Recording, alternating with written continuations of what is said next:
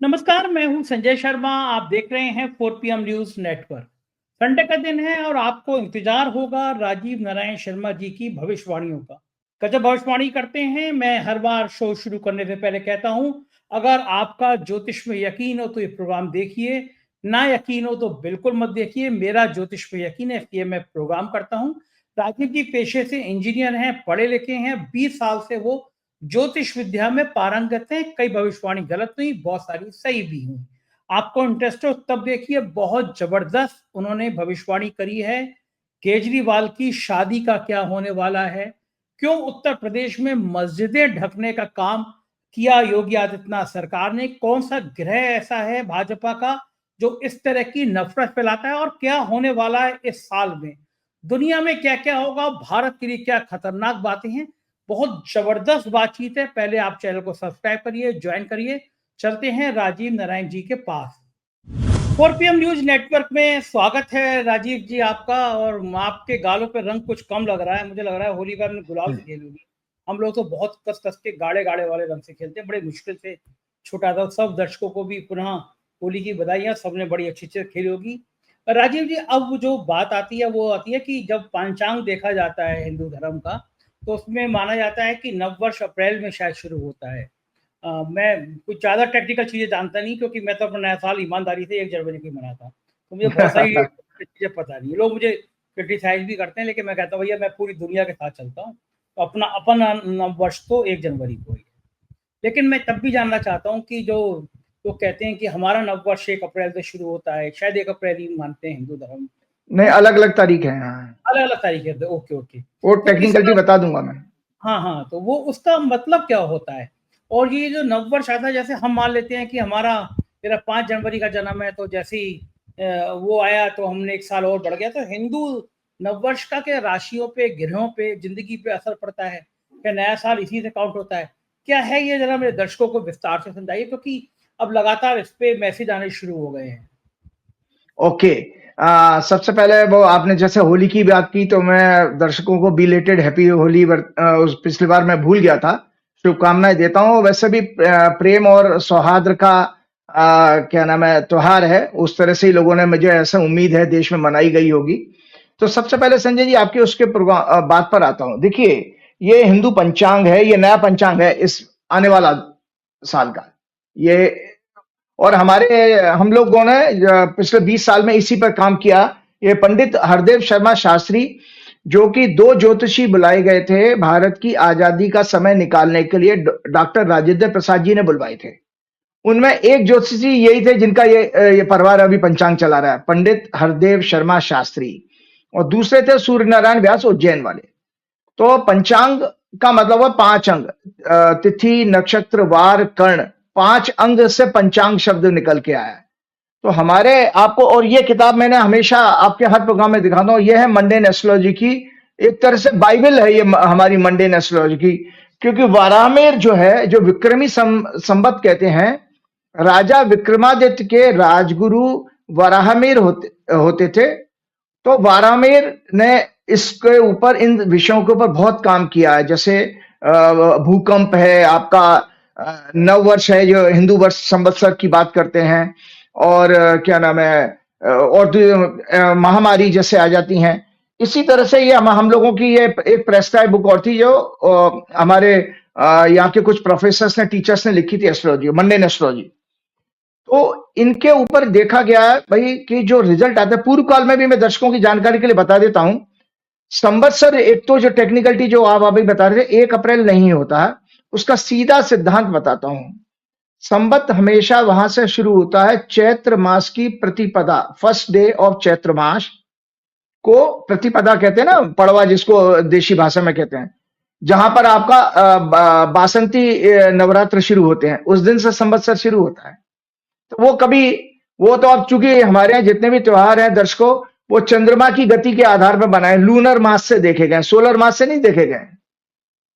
और आपको जानकारी के लिए बता देता हूं, लूनर मास जो है बेसिकली 354.37 डेज के बराबर होता है। लूनर ईयर 354.37, जबकि सोलर मास कितना होता है, 365 दिन 24 सोलर डेज के बराबर होता है, 1 साल सोलर ईयर। तो इसमें जो गैप होता है ना, इसीलिए वो 28 फरवरी के को मनाया जाता है, और उसमें 2 दिन की वो इनकी जो डेज का शॉर्टफॉल आ रहा है ना, उसको मैच कराया जाता है, क्योंकि आपका सोलर ईयर ज्यादा बड़ा है लूनर ईयर से।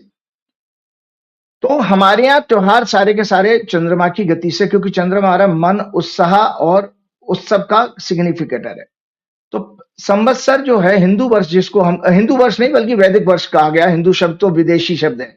मैं दर्शकों आपकी जानकारी के लिए फिर से कहूंगा, हिंदू शब्द विदेशियों ने दिया था, अरबी लोगों ने, तो ये हमारे को उसको बोलना अच्छा नहीं है, बोलना भी नहीं चाहिए। ये वैदिक वर्ष है। तो वैदिक वर्ष तब शुरू होता है संजय जी, जब चैत्र मास की प्रतिपदा को फर्स्ट डे से आपका संवत्सर शुरू होता है। उसको विक्रमी संवत भी कहा गया है। और विक्रमी संवत क्यों कहा गया है? क्योंकि ये राजा विक्रमादित्य के पीरियड से शुरू किया गया इस गणना को। वरामेर का मैंने नाम लिया ना, तो इसलिए विक्रमादित्य का विक्रमी नाम आया, उसमें विक्रमी संवत कहा गया है। तो करंट में ये अभी 2081 चल रहा है, और 29 मार्च को 2082 संवत्सर शुरू होने जा रहा है। आपके प्रोग्राम में मैंने 6 अप्रैल को प्रोग्राम पिछले साल किया था, और मैंने जितनी बातें कही थी उसमें लगभग, मैंने जब उसको रिव्यू किया था अपने प्रेडिक्शन को, जो आपके यहाँ हमेशा दिखाई है संजय जी, उसमें 90% से ज्यादा प्रेडिक्शन सच हुई है। तो 90% प्रेडिक्शन, जैसे मैंने उसमें कहा भाई, इवन आपकी बीजेपी सरकार के खिलाफ भी मैंडेट मिला था, मतदान हुआ उसमें, मैंने कहा कई राजाओं के जो है मतलब शासन पलट जाएंगे, और ज्यादातर जितने चुनाव हुए उसमें सबकी गद्दियां गई हैं, फ्रांस से लेकर के अभी कनाडा वाला भी चला गया बेचारा। तो ये सब हुआ, तो हमारा विश्वास इस पर बढ़ जाता है। देखिए रिजल्ट से हमको फेथ होता है, फेथ बढ़ता है हमारा, कि भाई ये कैलकुलेशन सटीक है कि नहीं है, ये काम करती है नहीं करती है, और यही साइंटिफिक तरीका भी है। तो मैं दर्शकों की जानकारी के फिर से रिव्यू करता हूं। संवत्सर की उदय तिथि का, अच्छा, और एक होता है इसमें हमारे हिंदू वर्ष में, संवत्सर में ये माना गया संजय जी कि इसका एक राजा होता है। राजा मतलब उसके नेचर से पूरी दुनिया का शासन जो है गवर्न होता है। और एक मंत्री रिप्रेजेंट करता है प्रजा की मानसिक अवस्था को, राजा और मंत्री। तो संवत्सर जिस दिन शुरू होता है, जो उस उदय तिथि होती है, अब दर्शकों की जानकारी के लिए बता देता हूं संजय जी, उदय तिथि क्या होती है? एक तिथि अगर रात्रि को शुरू हुई है, जैसे कि आपको मैं बताऊं, हमारी कैलकुलेशन ज्योतिषी गणना के अनुसार संवत्सर 29 मार्च से शुरू हुआ है, 29 मार्च के, लेकिन संवत्सर उदय तिथि जो संवत्सर की है वो 30 जनवरी है, इसीलिए 30 मार्च है, इसीलिए पहला नवरात्रा इस बार 30 मार्च को पड़ने जा रहा है। पहला नवरात्रा जो है 30 मार्च को होगा। तो उदय तिथि अब 30 मार्च को जो दिन होगा, वो उस दिन का राजा 30 मार्च को पड़ रहा है आपका क्या नाम है, संडे।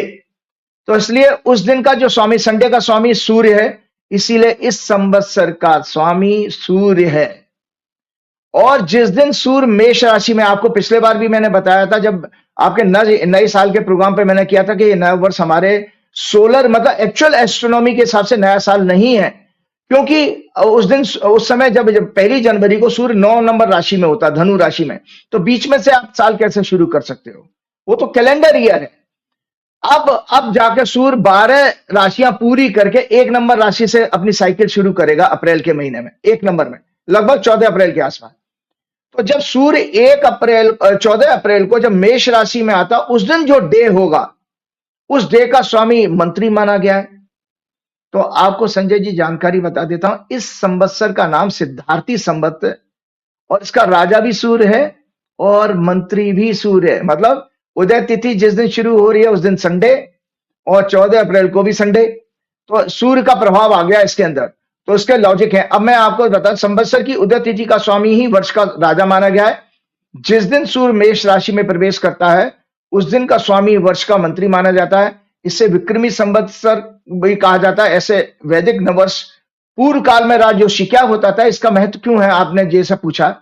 इसका महत्व यह था, राजा का पूरा प्रशासन और राजा का पूरा कार्यकाल इसी दिन से गणना होती थी, पूरी कैलकुलेशन होती है इस दिन से। तो इसीलिए जो साल भर का भविष्य है, अब मुझे अगर अपने भारतवर्ष की बारे में बताना है, मुझे दुनिया के बारे में बताना है, चाहे इकोनॉमी से लेके शेयर बाजार से लेके और भी कोई घटना बतानी है, या अमेरिका के बारे में बताना है। एक तो अलग अलग देशों की अलग अलग कुंडली हो गई, और एक सामूहिक रूप से पूरी दुनिया का हालचाल बताने के लिए यही साल संवत्सर को महत्व दिया गया है। तो पूर्व काल में राज जोशी इसी दिन से आने वाले वर्ष का फलादेश देखते थे। राजा का भविष्य, उसकी नीतियां, उनका जनता के ऊपर प्रभाव, जनता का व्यवहार, अर्थव्यवस्था, प्राकृतिक प्रकोप, वर्षा की अवस्था। आपके पता है बहुत सारी डिटेल साइंस है, वो कभी अगले प्रोग्राम में भी जरूर बताऊंगा मैं। वर्षा होगी ही नहीं होगी, कृषि, अनाज, फल सब्जी का उत्पाद, मौसम, युद्ध या आतंकवादी घटनाएं, भूकंप, दुर्घटनाएं और और अन्य प्रकार के प्राकृतिक प्रकोप, पड़ोसी राज्यों से संबंध आपस में देशों के कैसे होंगे, विश्व की राजनीति, विदेश नीति, बीमारी, महामारी, महंगाई इत्यादि का आकलन भी इसी संवत्सर की बनने वाली कुंडली के आधार पर होता है। तो कुंडली बनती है, जैसे आपको पता ही, आप भी सीख गए हैं कि जिस मोमेंट पे अमावस्या डीप होती है, मतलब सूर्य और चंद्रमा की डिग्री बराबर होगी, वहां से 1 मिनट भी जैसे ही चंद्रमा आगे हुआ, वो हमारा प्रतिपदा शुरू हो जाती है लॉजिकली। उदय तिथि अगले दिन है, तो वहां से हमारा जो कुंडली बनेगी, उसी कुंडली को हम संवत्सर की कुंडली मानते हैं। भविष्यवाणी करते समय वर्ष का राजा, मंत्री, वर्षेश, जो मतलब बारिश का, मेघ का स्वामी कहा गया, बादलों का, धनेश, धानेश आदि देखे जाते हैं, जिनका प्रभाव इस कुंडली के साथ सामूहिक रूप से अध्ययन किया जाता है। तो संजय जी, आज मैं आपको बहुत बड़ी चीज बताने जा रहा हूं, क्योंकि इस समय दुनिया की बहुत खराब हालत है। आपके ही प्रोग्राम में 2 प्रोग्राम पहले मैंने कहा था, संजय जी, 29 मार्च से जो नया संवत्सर शुरू हो रहा है, वो बहुत भयानक तस्वीर विश्व की लेकर के आ रहा है। इतनी भयानक लेके आ रहा है कि जबरन रूप से कई देशों के राजा हटाए जाएंगे, या हटना पड़ेगा, या भाग करके दूसरे देशों में, उनको भागना पड़ेगा दूसरे देशों में। जैसे कि शेख हसीना भाग करके इंडिया में आई है। भाई, आपके खिलाफ विद्रोह हो जाए और आपकी अर्थव्यवस्था फेल हो जाए, आपको भागना ही पड़ेगा। तो ये कुंडली है संजय जी, जो नए संवत्सर की कुंडली बनी है। अभी दर्शक देख ले, नया संवत्सर 29 मार्च 2025 को शनिवार के दिन शाम को 4:27 पर शुरू होता है। अलग अलग देशों के लिए भी इसका फलादेश देखा जाता है। तो मैं ये सिंह लगन का आया, और इतना खतरनाक आया कि इसमें आप देखिए, बहुत सारे जोशी मैंने देखा सोशल मीडिया पर प्रोग्राम कर रहे हैं, 5 ग्रह इकट्ठे हो रहे हैं, 6 ग्रह इकट्ठे हो, एग्जैक्टली आप देखिए, इसमें दर्शक देख सकते हैं 5 ग्रह इसमें 8वें घर में आ रहे हैं सारे के सारे। और 8वां घर बहुत खतरनाक माना गया, जिसमें लग्ने सूर्य भी इसमें 8वें घर में है। तो मैं दर्शकों जानकारी के लिए आपको इसका फलादेश बताता हूं, इसका महत्व बताता हूं, क्योंकि आज टेक्निकल प्रोग्राम हमारा ज्यादा है, जो कि साल भर के लिए मैटर करता है। 29 मार्च को दोपहर 4:27 पर सिंह लगन में और मीन राशि में उत्तरा भाद्रपद नक्षत्र में शुरू हो रहा है। इस वर्ष का राजा और मंत्री दोनों ही सूर्य है, जो हॉरोस्कोप का लग्ना लॉर्ड भी है और 8th हाउस में प्लेस है। ये राहु केतु से पीड़ित है। इसके साथ 10वें घर का स्वामी और 7वें घर का 3rd हाउस का स्वामी शुक्र भी पीड़ित है। इसमें 2nd Lord, 11th Lord mercury नीच का है इस कुंडली में, जो मैंने कुंडली आपको दिखाई है। 2nd लॉर्ड होता है धन, इकोनॉमी का। तो विश्व की इकोनॉमी के लिए बड़ा खतरनाक साल है। और आपका 3rd हाउस होता है आपका कम्युनिकेशन का। तो ये जो स्टारलिंक आपके देश में आ रहा है ना, इससे संबंधित भी बहुत सारी अभी खराब समाचार आने वाले हैं, क्योंकि 3rd हाउस मतलब कम्युनिकेशन वार, जो आपका सैटेलाइट के जरिए कम्युनिकेशन कंट्रोल होता है। एक तरह से अब नया जो युद्ध जो है, वो बेसिकली कम्युनिकेशन पर ही होगा, और ड्रोन टेक्नोलॉजी से। अब फिजिकल वार तो अब संभव नहीं है। तो इसमें नीच का है और वक्री है। दूसरे घर में केतु, 7वें भाव में शनि, 10वें घर में बृहस्पति है इस कुंडली में, और 8वें घर में सूर्य, चंद्रमा, शुक्र, वक्री बुध, राहु, और 11वें भाव में मंगल है। मंगल की 4थी दृष्टि 2nd हाउस पर जा रही है। 2nd हाउस आपका फाइनेंस का, जीडीपी का होता है, जो हमने आपको पहले भी मैं बताया अक्सर। ये वाली ये मंडेन एस्ट्रोलॉजी की बुक है, इसमें अलग अलग हाउसेस के सिग्निफिकेंस दिए हैं। मैं जल्दी से आपको 2nd हाउस के सिग्निफिकेंस आपको पढ़ के बताता हूं। कि अच्छा इसमें क्या होगा, there is a exchange of 10th lord and 8th lord, जो कि सब राज्यों में किसी राजा के खिलाफ षड्यंत्र के द्वारा उनको पोजीशन से हटाने का योग बन रहा है 10वें। और इसमें आपको बताएं संजय जी, राजा की हत्या का योग भी ये बनता है। ये किस कंट्री में होगा, तो उस कंट्री के लिए तो उसकी हॉरोस्कोप होना जरूरी है, इसलिए हम तो जनरल प्रेडिक्शन कर रहे हैं कि इस साल में हम ये देखेंगे एब्रप्टली, अचानक, क्योंकि 8वां घर अचानक घटनाओं का होता है, अचानक। जैसे कि आपको जानकारी के बताएं, 2001 में भी संजय जी सूर्य जो है आपका क्या नाम है, वर्षेस था, साल का स्वामी था। तो उस दौरान आपका नेपाल में खूनी वो संघर्ष हुआ था परिवार में, जो राजा को मार दिया गया 2001 में। तो ये चीजें इंडिकेट करती हैं अकॉर्डिंग टू क्लास। और इसमें Jupiter is expecting 2nd house, 4th house, 6th house, Mangal expecting 2nd house, 5th house and 6th house. दूसरा घर हेविली इन्फ्लुएंस है और एफ्लेक्टेड है 5 ग्रहों के द्वारा। तो उसमें शास्त्रों में हमारे क्या कहा गया, सूर्य अगर स्वामी हो, according to classical books, the rulers of the countries would be mentally disturb, there will be danger by fire and thieves, prosperity for corrupt and dishonored corporate. Prosperity मतलब उनकी उन्नति होगी करप्ट लोगों की, prosperity for corrupt and dishonest corporate, politicians, officers and distress to common people. आम आदमी को इसमें बहुत दुख होगा, बहुत तकलीफें आएंगी। Extreme hot year with lower duration, इस साल भयंकर सूखा पड़ने का, बहुत तेज गर्मी समर इस साल का होगा, जो बहुत रिकॉर्ड तोड़ेगा कई सालों के। और उस गर्मी के कारण आपका एग्रीकल्चर और फार्मर्स के लिए भी बहुत कष्ट आने वाला है, जिससे महंगाई बढ़ेगा, पूरी बढ़ेगी, क्योंकि सूर्य ही का प्रभाव है। और आपको बता दें तो दर्शकों जानकारी के लिए, राजा सूर्य है, मंत्री सूर्य है और वर्षेस भी सूर्य है, जिसको लॉर्ड ऑफ क्लाउड्स कहा जाता है। इस साल सूर्य का इतना प्रभाव है। और सूर्य का मतलब है, सूर्य अग्नि तत्व का कारक है, तो इसलिए हीट बहुत ज्यादा रहेगी, तो और ड्यूरेशन बहुत ज्यादा गर्मी की रहेगी। अभी आप देख रहे हैं मार्च के महीने में ही कितनी गर्मी आ गई है। फरवरी को भी हमने अखबारों में पढ़ा था कि कितने वर्षों का रिकॉर्ड टूटा जो इतना गर्म फरवरी गए। अभी रात को 32 मतलब 30-31 टेम्परेचर पहुंच रहा है। तो ये आ रहा है कि वेरी हॉट कंडीशन बिकॉज, और बरसात इसमें इस साल बहुत कम होने वाली है। इसके कारण एग्रीकल्चर का, पूर्व काल में एग्रीकल्चर पॉलिसी संजय जी इसी के ऊपर डिसाइड होती थी कि बारिश होगी नहीं होगी। तो उसमें अगर बारिश कम होगी तो आपका अनाज का भंडार बढ़ा लिया जाए, और या ऐसी क्रॉप को प्लान किया जाए जिसमें पानी कंजम्पशन कम होता हो। इस तरह की प्लानिंग होती थी एग्रीकल्चर प्लानिंग पूर्व काल में। less because of little rain and less harvesting may cause to distress farming and farmers. This may cause inflation and will disturb the economy, GDP across the world. Egoistic leaders may fight and may go about destroying each other in war, general and trade war, दोनों तरह के वार में।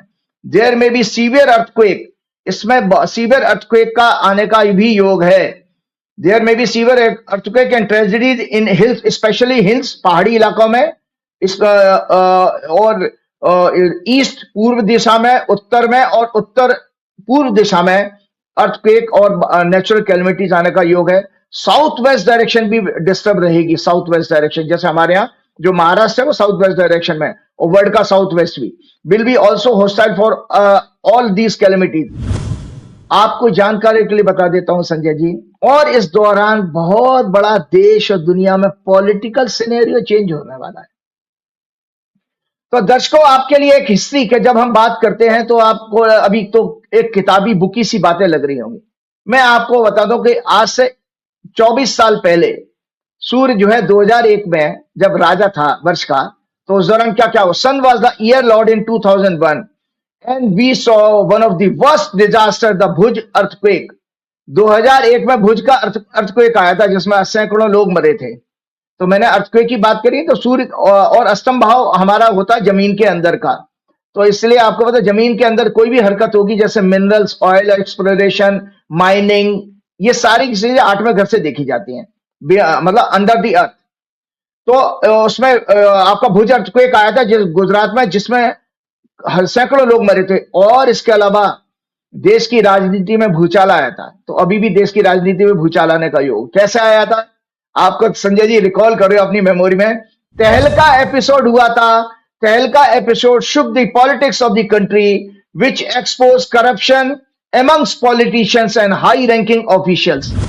उस तहलका episode ने 2001 में politicians उस दौरान और आर्मी ऑफिसर्स और अन्य ऑफिसर्स के बीच में करप्शन के स्कैंडल को एक्सपोज किया था। तहलका कांड जो हुआ था जिसमें बड़े बड़े लोग नाम आए थे, और उस दौरान कलेप्स ऑफ यूटीआई स्कीम, आपकी जो शेयर बाजार में स्कीम थी वो यूटीआई का भी कलेप्स हुआ था। सो आप क्या होता है ना ये, और इसके अलावा ये होता there was royal bloodshed in Nepal. Nepal में जो खूनी संघर्ष हुआ था जिसमें अपने परिवार के लोगों को गोली से मार दिया गया था। तो वो क्योंकि राजा को कष्ट आता है, जैसे हमने आपको अपने प्रोग्राम में शुरुआत में ही कहा था कि एब्रप्टली किसी तरह की हिंसक मृत्यु हो सकती है, अचानक किसी को पद से हटाना, कॉन्स्पिरेसी के द्वारा हटाना, और आज तो कॉन्स्पिरेसी बहुत सारी होने वाली है। अब आपके देश में भी स्टार लिंक आ रहा है ना। स्टार लिंक का मतलब है सैटेलाइट से आपकी देश की डिफेंस इंफॉर्मेशन, आपकी गवर्नमेंट की जितनी पॉलिसी इंफॉर्मेशन, मतलब आपने सारा सूचना तंत्र उनके हवाले कर लिया। हालांकि अभी उसको परमिशन नहीं मिली है। न्यूज़पेपर में भी ये आया था, भारत सरकार ने कुछ कंडीशन लगाई है कि भाई इसका कंट्रोल किसके हाथ में होगा। कंट्रोल का मतलब इस इंटरनेट को स्विच ऑन और स्विच ऑफ कौन करेगा जब देश में कोई नेचुरल। राजीव जी, बड़े मजेदार बात हुई कि अभी परमिशन मिली नहीं है, लेकिन हमारे मंत्री जी को इतनी जल्दी थी, उन्होंने ट्वीट कर दिया स्टार लिंक का स्वागत है। तो हल्ला मचा तो उन्होंने अपना ट्वीट डिलीट कर दिया। हमारे उत्तर प्रदेश में रिटायर्ड नहीं जवरिया रिटायर किए गए एक आईजी हैं अमिताभ ठाकुर, बड़े तेज तर्रार है, फायर ब्रांड नेता है, वो नेता ही कहूंगा मैं तो। जब सरकार ने उनको जबरदस्त रिटायर कर दिया तो उन्होंने अपनी आजाद अधिकार सेना बना दी। आज उन्होंने मंत्री जी के इस ट्वीट करने और डिलीट करने को एक बड़ा भ्रष्टाचार बताया है कि अभी स्पेक्ट्रम की नीलामी नहीं हुई या बंटवारा नहीं हुआ, उससे पहले मंत्री जी इस तरह ऐलान कर देते हैं और बाद में डिलीट करते हैं। उन्होंने नोटिस भेजा है और ये नोटिस भेज के वो मंत्री जी के खिलाफ लीगल कार्रवाई भी करने जा रहे हैं। तो बहुत अच्छी बात है, करनी चाहिए। हाँ, स्टार लिंक के आने से पहले एक तो गवर्नमेंट का मिनिस्टर है, मोदी जी की बलिहारी है, मोदी जी के मंत्रियों की बलिहारी है। अभी वो कंपनी आई नहीं, सब बच्चे की जबान पे ये है कि हम अपना सारा नेटवर्क है क्या जिंदगी में, ये फोन ही तो है।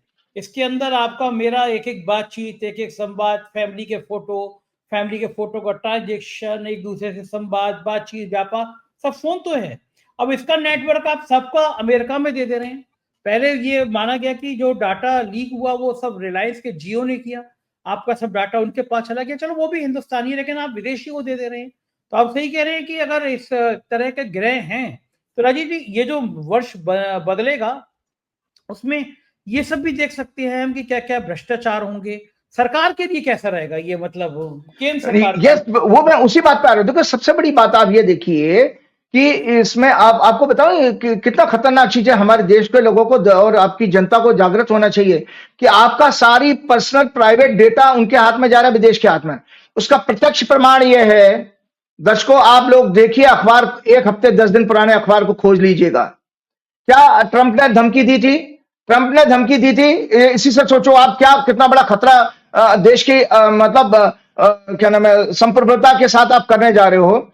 The telecom services are critical for a country defence.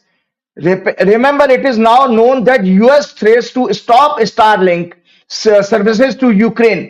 आपको पता है यूएस ने धमकी दी थी यूक्रेन को, जब यूक्रेन नहीं मान रहा था, जब जेलेंस्की का वहां उस समय जो उनके वाइस प्रेसिडेंट और प्रेसिडेंट के साथ जो हीटेड आर्गुमेंट हुए थे, उसके बाद यूएस ने क्या किया था? यूएस ने यूक्रेन को धमकी दी कि हम आपकी स्टार लिंक की सर्विसेज को स्टॉप कर देंगे। अब आप बताइए उस देश की सारी डिफेंस इंफॉर्मेशन, सारी वर्किंग बंद हो जाएगी। उसकी धमकी कौन दे रहा है? अमेरिका। तो इसका मतलब है यूक्रेन का कंट्रोल किसके पास था? अमेरिका। वही आप इंडिया के साथ करने जा रहे हो, वही आप इंडिया के साथ कर दोगे।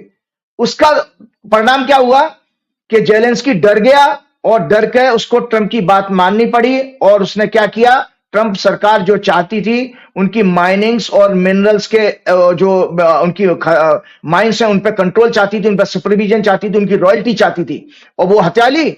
और उसने अपने टर्म्स पर ट्रंप ने उसको मनवा लिया कि आप रशिया के साथ कंप्रोमाइज करेंगे। तो ये होने वाला है संजय जी, ये एक तरह से आपकी गुलामी के लिए है। मैंने आपको कहा ना कि सूचना तंत्र के इसको सडन कॉन्स्पिरेसी कहा जाता है, मतलब फॉरेन पावर के, क्योंकि इसमें इस कुंडली में जो दर्शकों मैंने आपको दिखाई है, 12वां घर फॉरेन पावर का होता, फॉरेन का, और 8वें घर में ये इकट्ठे हो रहा। 8वां घर सीक्रेट होता है।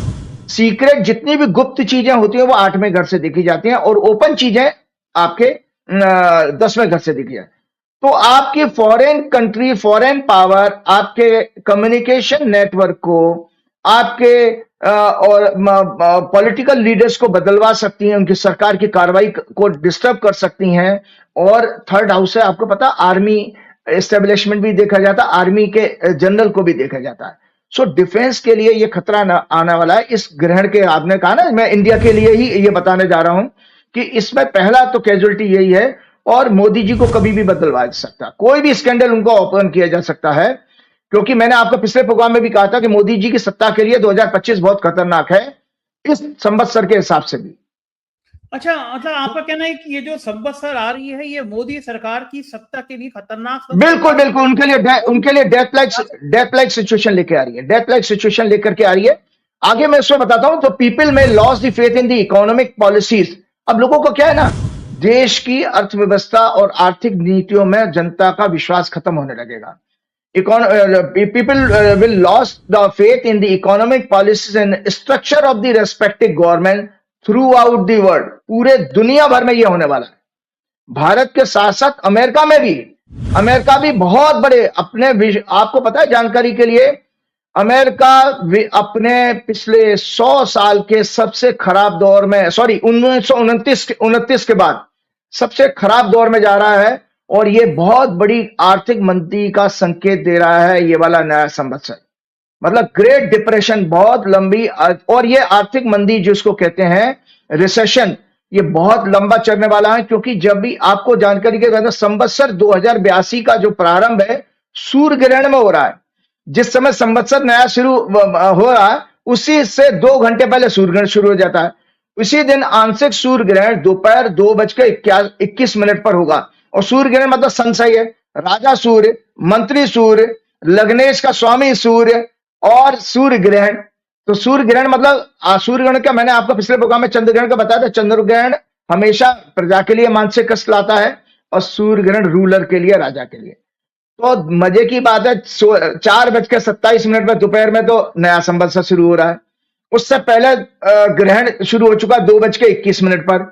तो संजय जी, जिस समय आपका नया संवत्सर शुरू हुआ उस समय ग्रहण काल है, ग्रहण चल रहा है उसके अंदर। क्योंकि ग्रहण जो है शाम को 6:30 बजे करीब खत्म होगा, लेकिन संवत्सर तो आपका उससे पहले ही शुरू हो चुका है। जिस लग्न में यह वर्ष शुरू होगा, सिंह लगन, उसका स्वामी भी सूर्य, संवत्सर का राजा और मंत्री भी सूर्य। सिंह लगन की कुंडली में सूर्य की अच्छी अवस्था नहीं है।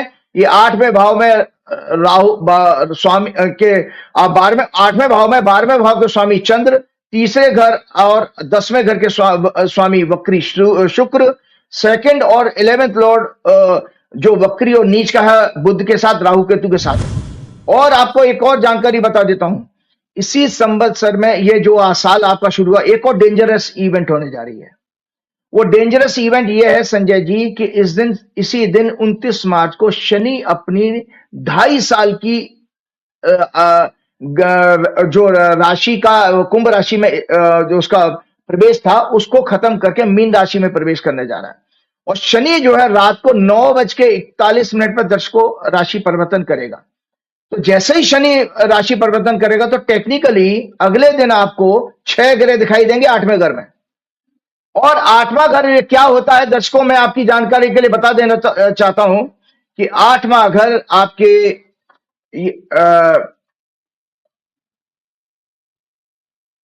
गजब, आपने आज तो ऐसा नेटवर्क कर दिया कि सबके रोंगटे हाँ, खड़े कर दिया आपने।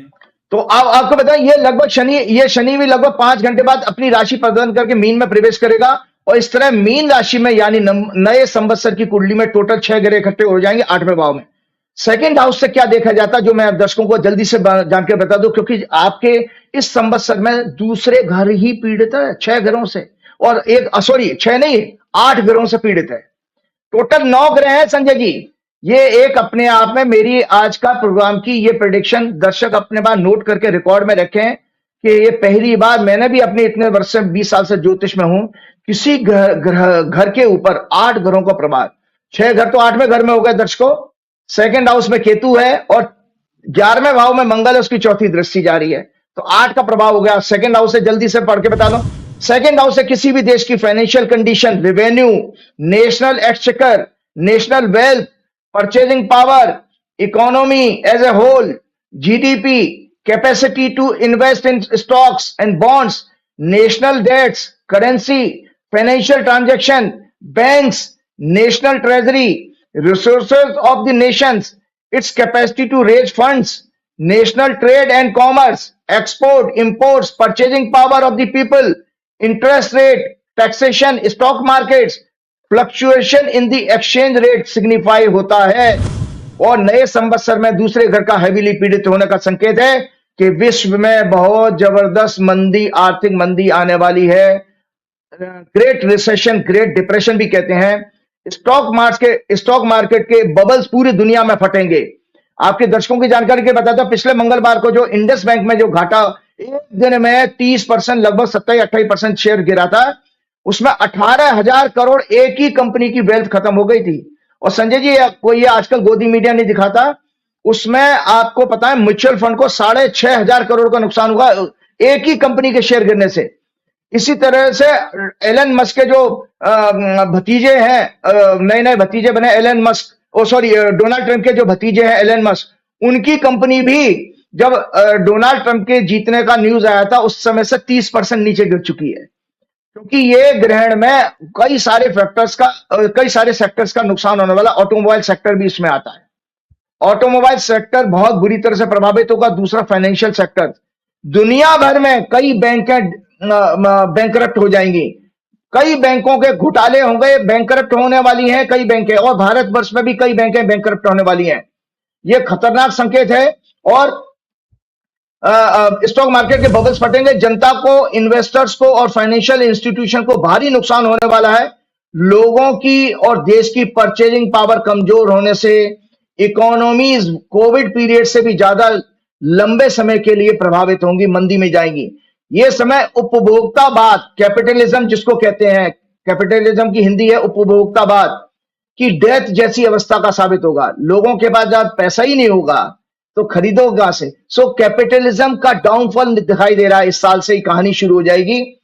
और financial and corruption scandals of many prominent people, corporates, politicians, officers will be expose. Many banks and financial institution में बी फेल्ड एंड क्लोज। मंगल और केतु के इस प्रभाव से ट्रेड वार अपनी चरम सीमा पर होगा। लोगों का अनरेस्ट इतना पूरे दुनिया भर में फैलने वाला है, which may become violent and may force to many leaders to step down from their position।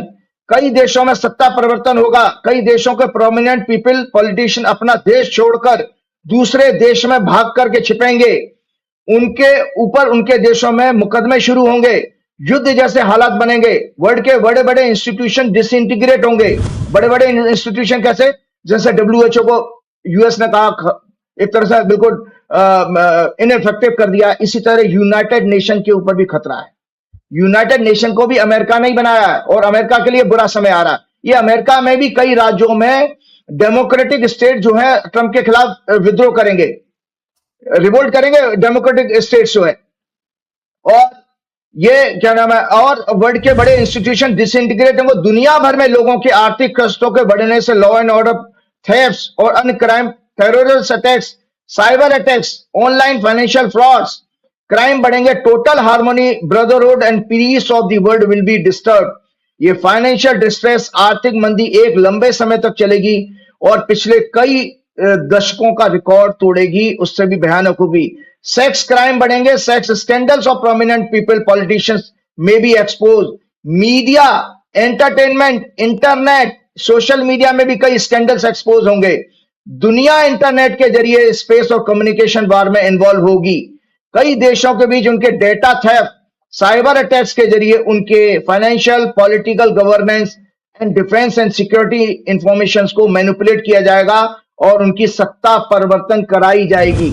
आपके लिए जल्दी से जानकारी बताते तो संजय जी, 1929 में 1939 में ग्रेट डिप्रेशन आया था, मंदी। वो मंदी आई थी, शुरू हुई थी और 39 से 40 तक चली थी, मतलब लगभग 10 बरस का वो मंदी का पीरियड था।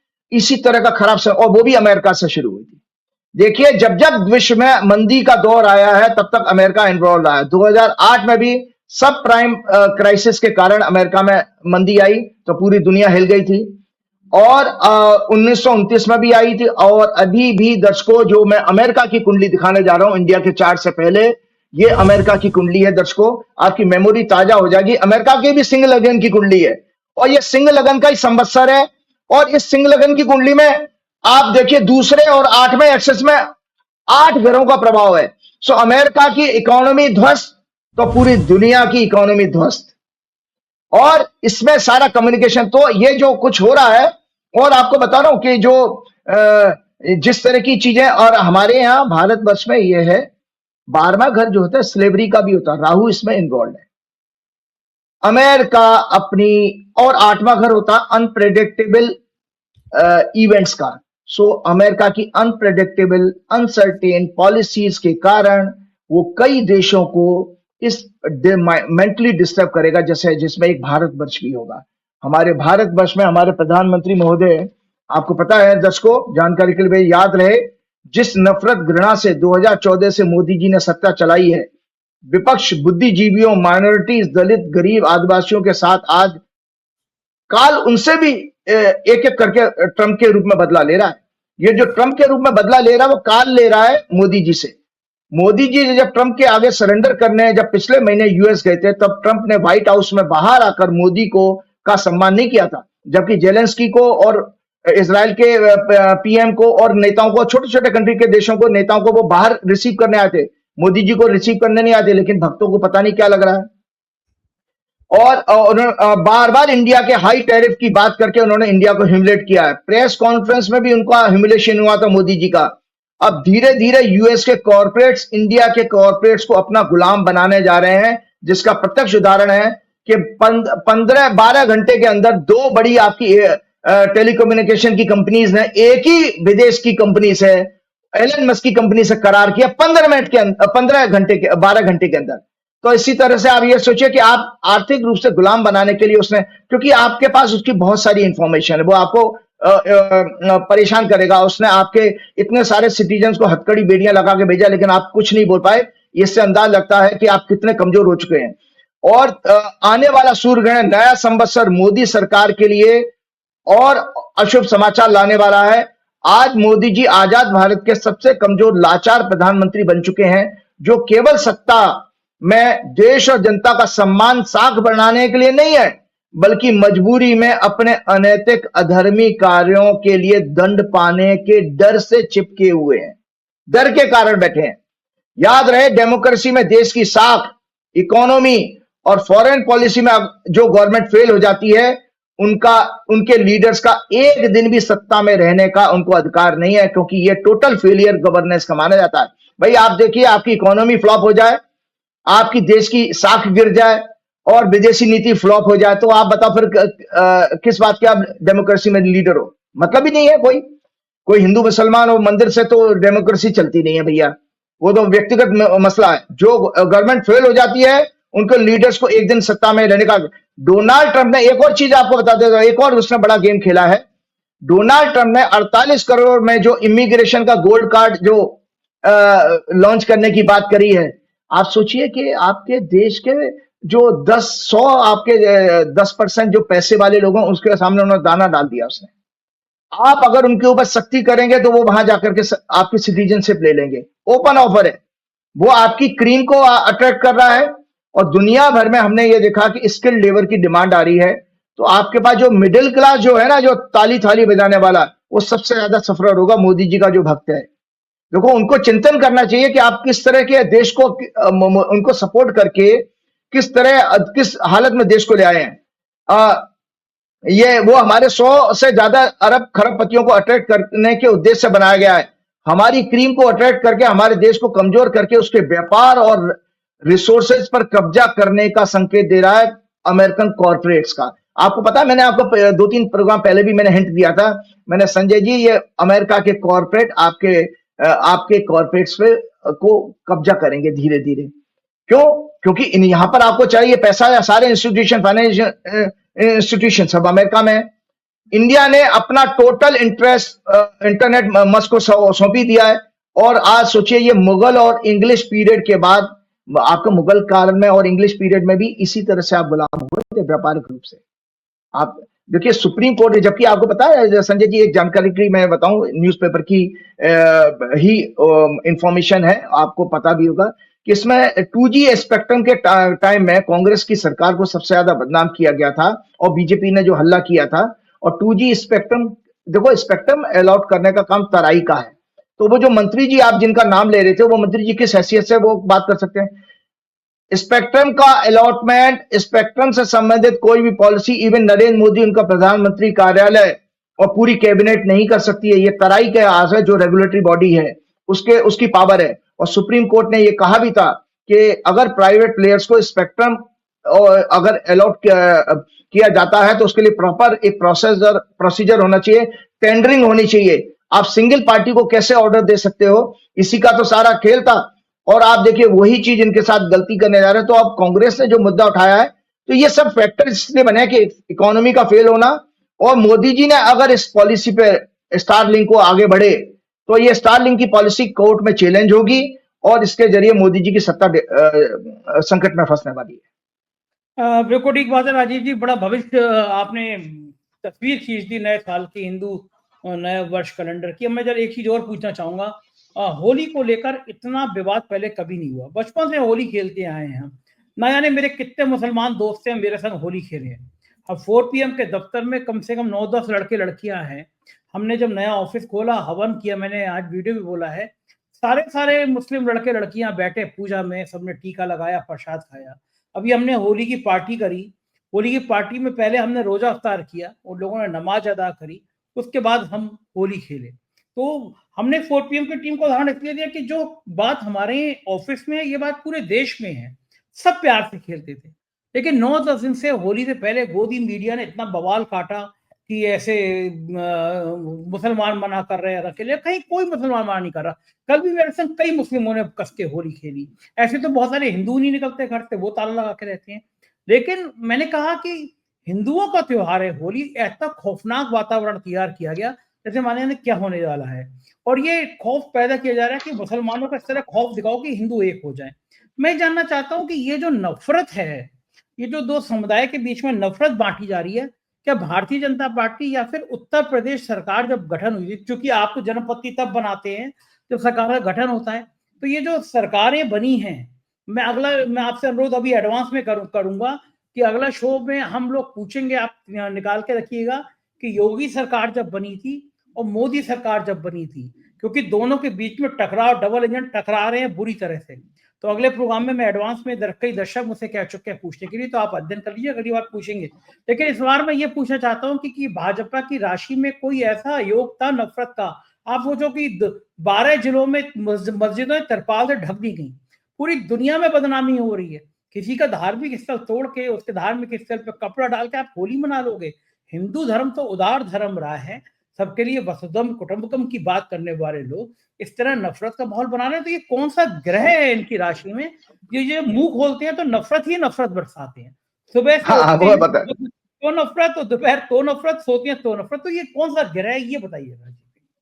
देखिए, ये पुराण है, और पुराणों के अनुसार देखो, राम जी कब आए? पौराणिक पीरियड में। आपके रामचरितमानस भी, रामचरितमानस और आपका महाभारत, ये सब पौराणिक काल था। तो पुराणों में सबसे पहले तो मैं दर्शकों को बता देता हूं, इन लोगों को, ये जो भगवान राम ने जो है रामचरितमानस में जो व्याख्या की है राक्षसों की, वो मुझे बार बार इसलिए कहनी पड़ती है क्योंकि ये जो बीजेपी की कुंडली अब मैं दिखाऊंगा आपको, उसमें बेसिकली राक्षसी वो गुण है। देखिए, मैंने आपको हमेशा प्रोग्राम में कहा, राक्षस व्यक्ति जन्म से नहीं होता। जैसे जन्म से कोई जाति हमारी नहीं होती, इसी तरह से गुण राक्षस भी आप जन्म से नहीं होते हैं। आपकी प्रवृत्तियां हैं, आपकी सोच है, आपकी एक्शन है, वो आपको राक्षस बना देते हैं। तो जो शास्त्रों में कहा गया है कि भाई देखिए उन्होंने कहा अब देखो आदित्यनाथ जी जो है रामचरितमानस के उत्तरकांड के अनुसार केसरिया कपड़े पहनने वाले संत या योगी हैं, जिन्हें ना तो संस्कृत भाषा का, इतिहास का, पुराण का या वेद पुराण का कोई उनको उपनिषद का ज्ञान है, ना सनातन धर्म के धर्म शास्त्रों की समझ है और ना ज्ञान है। तुक ये है कि संघ और अंधभक्त इनको बहुत बड़ा महान विद्वान मानते, भगवान जाने। तो इसीलिए आप ये सोचिए, और ये क्या है, ये संत का अर्थ होता है, देखिए मैंने आपके प्रोग्राम में कहा संत का अर्थ होता है वैराग्य, जिसने संसार को, पद को, सत्ता को, पैसे को, गाड़ी घोड़े को त्याग दिया हो। भाई वैराग्य का मतलब है डिटैचमेंट, वो संत कहा गया है। इन ये कहा कि संत हैं, ये तो भाई आपने कपड़े पहन लिए, पीले सर टकला करा लिया तो आप कह रहे हो संत है, और किसी मठ के अगर आप मठाधीश हो जाओ उससे थोड़ी आप संत कैटेगरी में आ जाओगे। तो संत का अर्थ ये कहा गया वैराग, जिससे वो कोसों दूर है, क्योंकि वो सत्ता रूपी माया से चिपके हुए हैं, अनेक अधर्म के कार्य कर रहे हैं, जैसे प्रजा में भेदभाव करना, और ये भेदभाव करने के बराबर है, जबकि इसको ये राक्षसी गुण माना गया। भेदभाव, प्रजा में भेदभाव करना राक्षसी गुण है। हिंसा के, सदैव हिंसा की बात करना, निंदा करना, झूठ बोलना, उपहास उड़ाना, हमेशा उपहास उड़ाते हैं और भ्रम फैलाने की स्थिति पैदा करते हैं। भ्रम फैलाने की स्थिति कैसे, कहीं उनका बयान आया भी 2-3 दिन पहले, और एक दिन वो समय आएगा पूरा विश्व भगवा पहनेगा। अरे कैसे पहन लेगा? अभी तक आप 75 साल में पूरे देश को तो भगवा पहना नहीं पाए हो। आप देखो दक्षिण भारत अभी भी आपसे कटा पड़ा है। आपको संजय जी एक जानकारी और बता देता हूं, जो आने वाला सितंबर में मंगल की महादशा शुरू हो रही है, भारत में डिवीजन होगा उत्तर और भारत दक्षिण में, क्योंकि मंगल की जो दिशा है, डायरेक्शन है, वो दक्षिण भारत मानी जाती है। हिंसक आंदोलन दक्षिण भारत में होंगे, जो भारत के डिलिमिटेशन के कानून को या उसकी प्रक्रिया को रोकने का प्रयास करेंगे। मतलब आप अपने देश में बटे, देखिए आप बड़े बड़े इतिहासकारों से पूछ लीजिए संजय जी, भारत कभी भी एक बहुत कुछ राजाओं के बीच पास ही वो एक अखंड भारत रहा है, अन्यथा हमेशा ये रियासतों में बटा रहा है। यहां पर हमेशा मुगल या दूसरे जो लोग बाहर के इन्वेडर्स आए, उन्होंने शासन इसलिए किया था, हमारे राजा आपस में लड़ते मरते रहते थे। आज स्थिति आपने, भाजपा ने पूरी 2014 से यही बना दी है कि जितने भाजपा रूल्ड स्टेट हैं और भाजपा के नॉन रूल्ड स्टेट हैं, उनमें आपस में तालमेल ठीक नहीं है। जो विपक्षीय स्टेट है वहां पर आपने राज्यपाल ऐसा बैठा दिया जो गड़बड़ी करता रहता, हमेशा तंग करता रहता। तो किस तरह का आपने हार्मनी डिस्टर्ब की है। तो ये राक्षसी गुण है, और उस राक्षसी गुण को मैं जल्दी से पढ़ के बताता हूं, जो कि प्रभु श्री राम ने, ये विभीषण गीता है, ये प्रभु श्री राम ने, ये राम गीता है। प्रभु राम गीता में भगवान ने जो भरत को जो संवाद में बताया कि राक्षस लोग कैसे होते हैं, और दर्शक ये देखें, आप अपने लोग जो उनको फॉलो कर रहे हैं, मोदी जी को और योगी जी को, वो खुद फॉलो करें कि आपके अंदर भी ये गुण है। तो आप खुद चिंतन करिए, किसी से कहने की जरूरत, मैं नहीं कह रहा राक्षस, आप स्वयं चिंतन कीजिए कि क्या आप राक्षस हैं। तो भगवान कहते हैं, और भगवान के वर्ड है, मेरे अपने वर्ड नहीं है, भगवान प्रभु श्री राम कहते हैं भरत से, ये सदैव निंदा करने वाले, झूठ यानी फेक न्यूज और तथ्यों को तोड़ मरोड़ करके पेश करने वाले, प्रोपेगेंडा, दूसरों की उन्नति से ईर्ष्या करने वाले, काम, क्रोध, निजी स्वार्थ, अहंकार, लोभ परायण, निर्दयी, कपटी, हिंसा, कुटिल, छल कपट, षड्यंत्र रूपी अनेक पापों से युक्त होते हैं। ये बिना किसी कारण दूसरों से बैर रखते हैं। इनका संपूर्ण आचरण इन्हीं अधर्मों गुणों से पूर्ण होता है। भगवान ने इनको दुष्ट कहकर संबोधित किया है। और संत कौन होते हैं? तो अब अंधभक्तों से और भाजपा के लोगों से, संघ के लोगों से कहता हूं, जरा इन गुणों को अपने अंदर देख लीजिए, इनमें से कितने % आपके अंदर है। तो संत की, मैंने राक्षसी प्रवृत्ति के लोग तो बता ही दिए। इसी रामचरितमानस में भगवान ने कहा, भगवान कहते हैं संतों के गुण असंख्य हैं। वे विषय भोगों से दूर, वैरागी, सद्गुणों की खान होते हैं। वे पराया दुख देखकर दुखी हो जाते हैं, दूसरों का सुख देखकर प्रसन्न होते हैं, सदैव ममता का भाव रखने वाले होते हैं, संवेदनशील होते हैं। अहंकार, ढोंग, पाखंड, निंदा, छल कपट, क्रोध, ईर्ष्या, लोभ, द्वेष, भेदभाव, भय फैलाने से कोसों दूर होते हैं। कोमल हृदय वाले, दया, करुणा, प्रेम, सहयोग, मित्रता का भाव रखने वाले वैराग्यवान संत होते हैं। वे मेरी वचन मन, भगवान कहते हैं स्वयं, वे मेरी, मतलब भगवान अपने बारे में कहते हैं, वे मेरी मन, वचन, कर्मों से युक्त विशुद्ध भक्ति करते हैं। सबका सम्मान करने वाले ऐसे लोग मुझे प्राणों से ज्यादा प्रिय हैं। अब आप बताइए इनमें से 1% भी गुण है क्या इन लोगों के अंदर? तो इसलिए संजय जी हम बेकार दिखे, भारत का पतन निश्चित है, भारत का इस समय स्थिति बहुत खराब है। और जहां तक बीजेपी की आपने कुंडली की बात की, तो दर्शकों ये बीजेपी की कुंडली है। बीजेपी की कुंडली में ये जितना उनका जो प्रोपेगेंडा का हाउस है वो भयंकर रूप से पीड़ित है। बीजेपी की एक ही स्ट्रेंथ है, झूठ फैलाना। जिस दिन बीजेपी को कि अगर इस चीज को रोक दिया जाए सुप्रीम कोर्ट के जरिए, इस पार्टी का अगर कैंपेन को, इनके प्रोपेगेंडा को, इनकी आईटी सेल को ब्लॉक कर दिया जाए, अगर सुप्रीम या चुनाव आयोग इस पर डिसीजन ले, तो उसी दिन आप सोचिए बीजेपी अधमरी हो जाएगी, अधमरी हो जाएगी ये पार्टी। तो क्यों है? क्योंकि इनके तीसरे घर में, तीसरा घर होता है कैंपेन का, आपका कम्युनिकेशन का। इसमें सिंह राशि में वक्री मंगल जो छठवें घर का स्वामी है, आपने कहा ना झगड़ा भेदभाव करने वाला, क्योंकि छठवें घर का स्वामी वक्री है और राहु केतु के साथ है।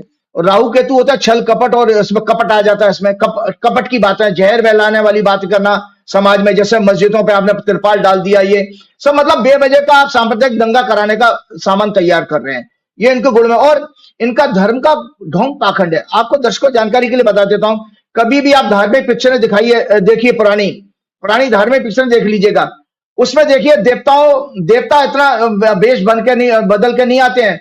राक्षस जब किसी को तंग करने आता था तो हमेशा ब्राह्मण का या संत का वेश बदल के आता था, क्योंकि राक्षस अगर ओरिजिनल रूप में आएगा तो लोग वैसे ही डर जाएंगे, भाग जाएंगे।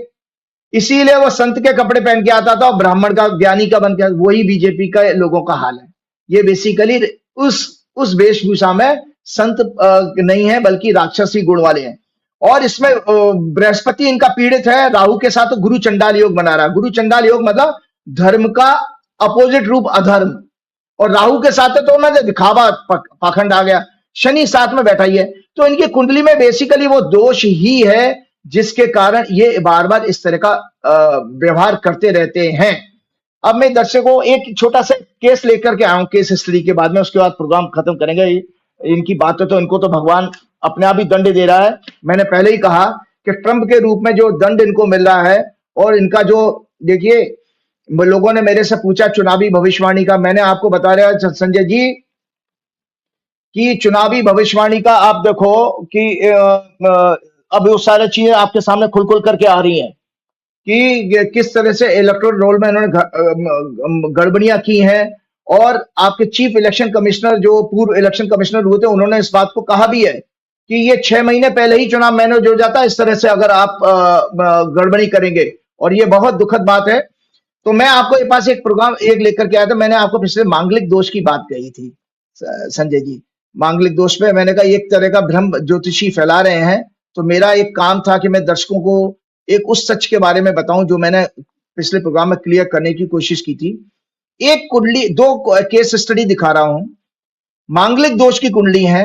एक में विवाह लंबे समय से चल रहा है और एक में विवाह डिवोर्स हो चुका है। तो सबसे पहले एक बात ये आती है कि मांगलिक दोष से जो लोग डर रहे हैं कि भाई शादियां नहीं होगी, क्यों, इसका मुझे दुख इसलिए है, जब मैं रिसर्च कर रहा था संजय जी इंस्टीट्यूट में, तो एक गाजियाबाद से कोई एक लड़की का फादर, 2 लड़कियों का फादर मेरे पास आया और इतना दुखी था, उसके रिश्ते रिजेक्ट हो रहे थे। उसने मुझसे ये कहा कि आपके इंस्टीट्यूट में कोई प्रिंसिपल, कोई डायरेक्टर ऐसा है जो मेरी इस कुंडली पे मोहर लगा दे कि मेरी बेटी का मांगलिक दोष कैंसिल हो गया, मेरी बेटी की शादी हो जाए। मतलब वो इतना परेशान था, इतने रिश्ते उसके मतलब टूट चुके थे, रिजेक्ट हो रहे थे, उसकी लड़कियां बेचारी हो रही थी। तो वही चाहता था कोई अथॉरिटी मोहर लगा दे इसमें कि ये कि भाई कुंडली में मांगलिक दोष खत्म है और शादी आराम से हो सकती है। तो मैं आपकी जानकारी के लिए इसीलिए बता रहा हूं, ये केस स्टडी लेकर के आऊं कि दोनों मांगलिक कुंडलियां हैं। जैसे ये कुंडली है, दर्शक ये आराम से देखें, मैं आपके ऑफिस में भेजूंगा, दिखाइएगा। मांगलिक दोष मैंने पिछले प्रोग्राम में बताया था, दूसरे भाव में, लगन में, 12वें भाव में, चौथे घर में, 7वें घर में, 8वें घर में अगर मंगल हो तो ऐसी कुंडली मांगलिक दोष की मानी जाती है। वो दोष नहीं है बल्कि मंगल का प्रभाव है। दोष अपने आप में शब्द कहना है गलत है टेक्निकली, क्योंकि भगवान की ये बनाई हुई कुंडली है। मतलब उस दिन का ग्रह नक्षत्र हमें तो नहीं बैठाए थे, तो जब भगवान ने जो चीज बनाई है उसमें मनुष्य को उंगली उठाने का कोई अधिकार नहीं है। इसलिए दोष शब्द कभी इस्तेमाल नहीं करना चाहिए। हाँ, इसलिए खराब माना गया कि किसी रिश्ते में क्रोध, उत्तेजना, हिंसा ये अच्छी नहीं मानी जाती। मंगल इस सब का कारक है। इसके लिए कहा गया कि भी पूर्ण रूप से कुंडली का अध्ययन करना चाहिए, तब जाकर के आप के विवाह के बारे में आगे बढ़ें। तो मैं आपको बता रही, ये इस कुंडली में जो मैंने अभी आपको दिखाई, ये 2 सितंबर 1980 की मंगलवार की 10:57 की बेंगलोर की कुंडली है। कुछ दिन पहले मेरे पास फोन आया था, इनका डिवोर्स हो चुका है, दूसरी मैरिज के बारे में पूछे, 2022 में इनका डिवोर्स हो गया था। और इस कुंडली में मजे की बात है, मंगल इनके दूसरे घर में है, जो मैंने लगन में ही है, जो मैंने आपको 6 घर बताए थे उसमें लगन में आता है, पहला घर लगन कहा जाता है। और मंगल 7 में तुला लगन की कुंडली में 7वें घर का स्वामी। ये टेक्निकल चीजें संजय जी, क्योंकि इस प्रोग्राम को बहुत सारे ज्योतिषी भी देख रहे हैं, तो मैं जानता हूं कि मैं अपने आप को बेसिकली उनके सामने स्क्रूटनी के लिए पेश कर रहा हूं।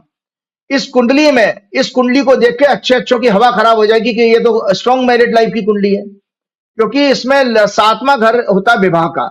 और ज्योतिष का फंडामेंटल सिद्धांत है, कोई ग्रह अपने घर को, अपने भाव को देखे तो उसको मजबूत करता है। फिर ये डिवोर्स कैसे हो गया इसमें कुंडली में? तो और मंगल इसमें मेष राशि 7वें घर में आती है, तुला लगन में मंगल उसको देख रहा है, उसके बावजूद भी विवाह चला नहीं, डिवोर्स हो गया। और तो और बृहस्पति सबसे शुभ ग्रह है, बृहस्पति की 9वीं दृष्टि भी 7वें घर पे जा रही है, फिर भी विवाह नहीं चला। तो ये मांगलिक दोष की ये कुंडली जिसमें तलाक हुआ। अब एक कुंडली, एक प्रोमिनेंट कुंडली दिखा देता हूं जो बार बार चर्चा में है। ये है अरविंद केजरीवाल जी की। ये अरविंद केजरीवाल जी भी मांगलिक हैं, लेकिन अरविंद केजरीवाल जी की विवाह इतने सालों से कैसे चल रहा है? उनके बड़े बड़े बच्चे भी हैं। तो आज दर्शकों को ये इसी केस स्टडी पे कि दोनों मांगलिक कुंडली हैं, दोनों कुंडलियों में लगन 7वें घर पर शुभ ग्रहों का प्रभाव भी आ रहा है और 7वां घर बली भी है, तो एक विवाह चला, एक नहीं चला। तो ये हमारे लिए प्रश्न चिन्ह पैदा कर देता है कि हमारी रीडिंग में कहां गलती हुई, कुंडली वांचने में, कुंडली में कहां गलती हो रही है। तो दर्शकों आपको बता देता हूं, हमेशा इस मांगलिक दोष की चीजें भ्रम से बाहर निकलिए। केवल एक चीज से कोई भी शादी टूटती और मतलब खराब नहीं होती है। आपको इन डेप्थ पूरी हॉरोस्कोप को स्टडी करना पड़ेगा। तो आज टेक्निकल पॉइंट इस हॉरोस्कोप का बता देता हूं कि क्यों ये अरविंद जी की मैरिज चल रही है और उन सज्जन की, उस लड़के की जो 1980 का जन्म था उसकी नहीं चली। अरविंद जी की कुंडली में ब्रह्मांड के तीनों शुभ ग्रह शुक्र, बुध और बृहस्पति 7वें घर को देख रहे हैं, विवाह के घर को, स्पाउस के घर को। तो मतलब ब्रह्मांड की सारी शुभ ऊर्जा उनके घर पे आ रही है, विवाह के घर पर। और मजे की बात, कोई ज्योतिषी तो उनको इनकी कुंडली भी खराब कह देता, क्योंकि नीच के मंगल की दृष्टि जा रही है 7वें घर पे। फिर ये विवाह क्यों नहीं टूटा, अरविंद जी का तलाक क्यों नहीं हुआ? मतलब दो कमियां आ रही हैं इसमें कि नीच का मंगल 7वें घर को देख रहा है और 7वें घर का स्वामी नीच का है, शनि इनका नीच का है। 7वां घर सिंह लगन की कुंडली के 7th हाउस में कुंभ राशि का स्वामी शनि होता है, वो नीच का है, लेकिन उसने अच्छा घर पकड़ा है। उसने 9वें घर जो सबसे मजबूत भाव नैतिकता का, धर्म का होता है। सो एक बाइंडिंग होती है, आध्यात्मिक शक्ति, वो विवाह को हमेशा वो बचा के रखती है। तो इसको दर्शकों टेक्निकल चीज बताते, तो मैं अगर इसको मेरे पास केस स्टडी आती तो मैं इसको कैसे हल करता, कैसे सॉल्व करता कि इस कुंडली में देखिए शुक्र की अवस्था अच्छी नहीं है।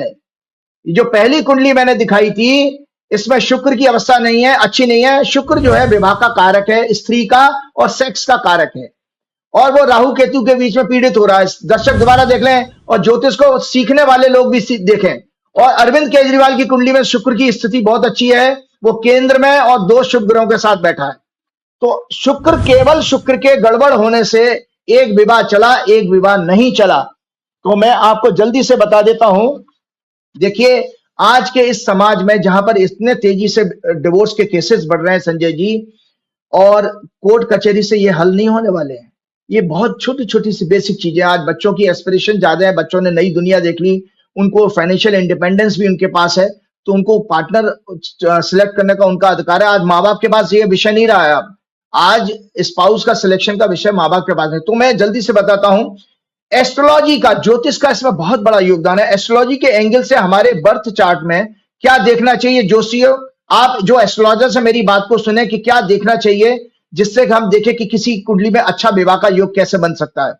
ज्योतिष के एंगल से हमारे जन्म की कुंडली में ग्रहों की स्थिति, गुड मैरिड लाइफ का, गुड और बैड मैरिड लाइफ का प्रॉमिस, और उसकी दशा का pattern which is based on प्रारब्ध, मीन्स कर्मों का पास्ट कर्मों का लाइफ फल डिसाइड करते हैं। विवाह सफल होगा या ब्रेक होगा, क्या विवाह में संतान, प्रॉस्पेरिटी का गेन और लॉस है या अन्य सुख है या नहीं है, तो इसमें हमेशा लग्न से जहां से टोटल हेल्थ देखी जाती है वो उसको अध्ययन होना चाहिए। दूसरा घर और चौथा घर, दूसरा घर फाइनेंस का, वाणी का होता है। अगर आपकी वाणी अच्छी नहीं है तो कोई रिश्ता नहीं आप निभा सकते हो, याद रखिएगा। संस्कार का भी दूसरा घर है। तो दूसरा घर, चौथा घर होता है संतोष का और पूरी डोमेस्टिक हैप्पीनेस का। Second house, fourth house happiness, faith, contentment, कुटुंब और वाणी का सुख, दान, धन, ये देखना, अध्ययन करना चाहिए। Condition of seventh house, seventh house आपका विवाह का, स्पाउस का मतलब है यूनियन, कंप्रोमाइज, मैरिज। आठवां घर लॉन्जिटिविटी का, 12th हाउस प्लेजर का। कंडीशन ऑफ मून, चंद्रमा की अवस्था जरूर देखनी चाहिए। चंद्रमा जो है आपका स्टेट ऑफ माइंड है और इमोशंस का और रोमांस का सिग्निफिकेटर है। वीनस सेक्स लाइफ है। 5th हाउस हमारा रोमांस का, प्रेयर का, प्रोजनी का, एजुकेशन का।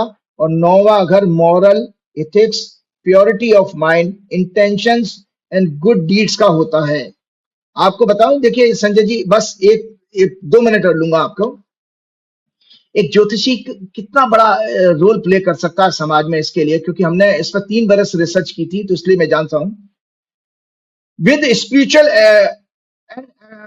with spiritual advancement and astrological insight, our mindset can be changed and we can bring happiness and contentment and become a responsible person. Regular prayer, meditation, deep breathing activities, yoga, we can shed our ego and anger, control our desires, excuse people, हम लोगों को क्षमा करना सीख जाते हैं, and can be more humble. Try to understand the relationship. Treat these as privilege to serve. This type of relationship can enhance our vision of life. It is a spiritual relationship. जहां पर हम सेवा भाव ले आते हैं कि भाई मैं एक लड़की को, वो अपने माता पिता को छोड़ के आई है, मुझे इसकी सेवा करनी है, ठीक है, उसको उतना ही सम्मान का अधिकार है जैसा मेरा सम्मान है। ये भावना आपके अंदर आती है तो एक आध्यात्मिक रिश्ता बन जाता है। देखिए, sociologist do a macro level study of people and society, while an astrologer do an in-depth micro level study of their destiny and their life. In between 2 professional आते हैं मैरिज बचाने में, काउंसलर जिनको कहते हैं। एक होता है साइकियाट्रिस्ट, दूसरा होता है क्लिनिकल साइकोलॉजिस्ट। लेकिन उनकी भी लिमिटेशंस हैं, क्योंकि वो आपके साथ कुछ सेशन करते हैं तब आपको कुछ सॉल्यूशन देते हैं। लेकिन a well educated astrologer can be a very good help because he can study and understand the mental as well as intellectual needs of both boy and girl before marriage and can guide them with pre-marriage counseling of their destinies. An astrologer can give better solution to them than the other professional because he is the only person who can have insight of one's karmas or destiny.